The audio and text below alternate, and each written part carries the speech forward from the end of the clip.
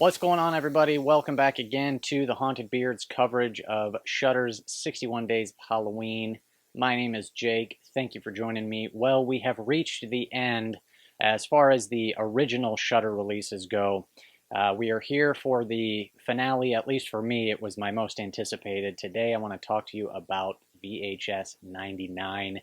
So my review of this is I'm going to actually go through each individual short film. There's 5 of them.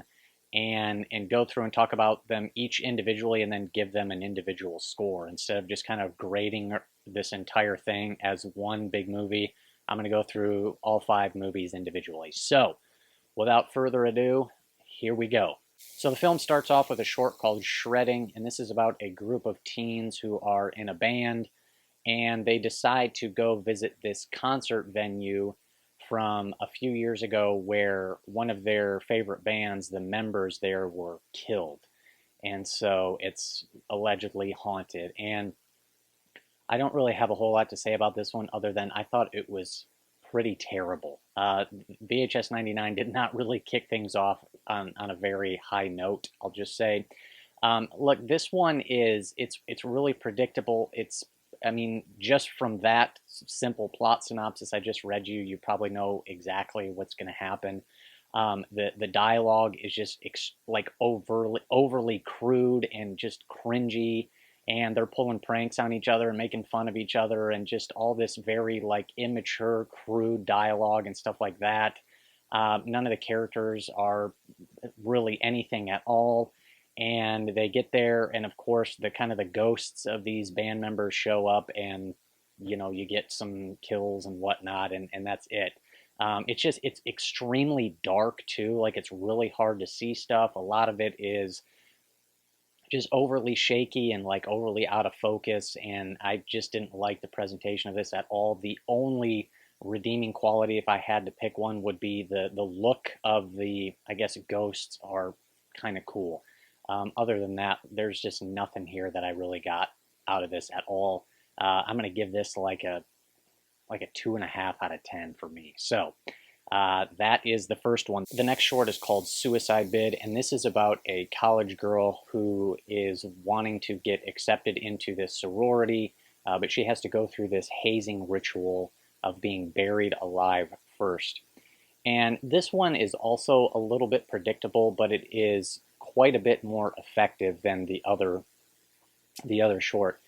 This one, you kind of get the setup and everything right. That she's kind of this girl who doesn't know that all the other sorority sisters are getting ready to make her life a living hell, kind of thing. And there is, I guess, a part of this where you kind of have to accept the idiotic decision that the main character makes, which is that she's going to stay the night in this coffin that is literally buried in the ground, and they're going to bury her with dirt, which is, I mean, again, just a stupid decision. But if you can kind of get on board with that, there's some good entertainment and good scares to be had here. I like the claustrophobic vibes. This one will definitely get you if you don't like them confined, tight spaces. They do a thing with spiders here that I really like that kind of made me cringe a little bit because I am not a fan of spiders. And really where it counts most is I think they nail the finale pretty solid.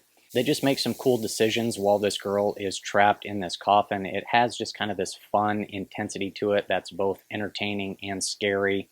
And overall, I just had a really fun time with this one, and I think for a grade for this, I'm going to go like a 7 out of 10 for Suicide Bid. Next up is Ozzy's Dungeon, and I feel like this one's probably going to be the most divisive. This one is just bonkers and weird. And I did, however, I did enjoy it. I just liked that it was just something completely kind of bizarre, and it had a lot of kind of unexpected twists to it, and just genuine surprises. Whereas the first two I said are a little bit more predictable. This one, I don't think there's any way you're going to be able to predict what goes on and where this thing goes.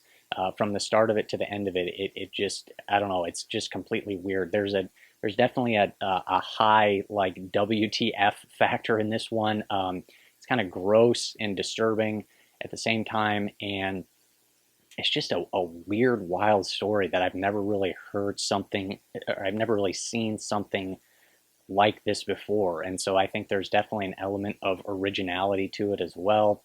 And I think also the climax of it is pretty solid as well. It's just weird and disturbing, and it's got a pretty cool kind of creature and practical effect thing to it as well.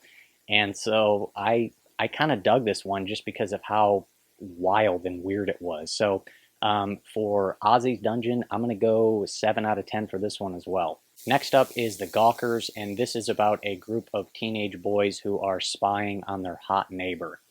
And this one started off, I guess, kind of interestingly enough, because I wasn't exactly sure where it was headed and what it was doing, but I got about halfway through it and I pretty much figured out what they were going to do and where they were going to take this thing. Look, this one too, it just has a lot of kind of teenage boy, crude, cringy dialogue and humor that's just like, I mean, yeah, whatever. Um, Ultimately, like I said, I kind of figured out where they were going to go with this thing, and it's just kind of meh overall. It's not really anything new or anything we haven't seen before. There's some, I think, pretty bad CGI. There's not really any good kills in this one at all. And so there's not really a whole lot to say about this one. It was just kind of, at the end of the day, it was just meh. It was it's okay, it's fine. Nothing about it really sticks out or is all that memorable. So for this one, I'm going to go like 4.5 out of 10. And finally, we have To Hell and Back, which is a story about this coven of witches who are using one of the members of their coven to be this vessel to summon this god or demon that they worship. And it's going to happen right on the stroke of midnight as they enter into the new millennium. And this one is kind of a mixed bag for me. I like the concept and the idea, and they execute it pretty well. There's a pretty solid jump scare in it that I thought was pretty good. And what ends up happening is there's these two filmmakers who are documenting this event. And because something goes wrong, they end up getting pulled into hell, where this demon is that they're trying to use as a vessel. And so you've got just this really cool kind of production design. It's really kind of simple, but really effective. And the creatures down there are really solid looking as well. And so I was on board with all that. I was really enjoying the horror element to it.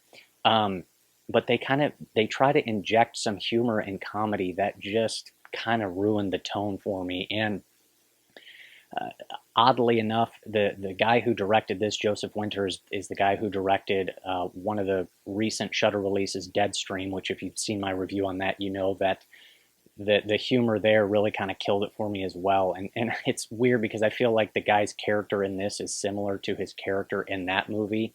And it's just kind of a bummer because it's like they're literally in hell and the guy's like kind of making jokes and like just kind of being cheesy and corny and goofy with his dialogue and stuff like that. And it just doesn't really fit. If they could have had a little bit more of a serious tone, it really would have worked quite well for me. But overall, though, I am still a little bit more on the positive with this one than the negative because I think the rest of it is quite good, and I like the design of it, and the creatures are really cool, and it does have a genuine like creepy aspect to it, and I think just the concept of it and the execution for most of it is pretty good. But anyways, for that one, I'm going to give that a 6 out of 10. So those are my thoughts on VHS 99. Next up, I'm going to do something that I think will be pretty cool, as I'm going to do a ranking video, ranking the VHS series. I've actually reviewed each individual movie and done a ranking video already, but I'm going to update it now with VHS 99, and I'm going to rank each individual short film segment for this entire series. So there's 21 of them, so I'm going to do a ranking all 21 of these. So stay tuned for that. That is coming up next. That is all I got for you. Thanks for joining me on this journey of Shudder's 61 Days of Halloween. Be sure to check out the rest of my reviews. There will be a playlist link in the description. That's all I got for you today, and I will see you next time on The Haunted Beard.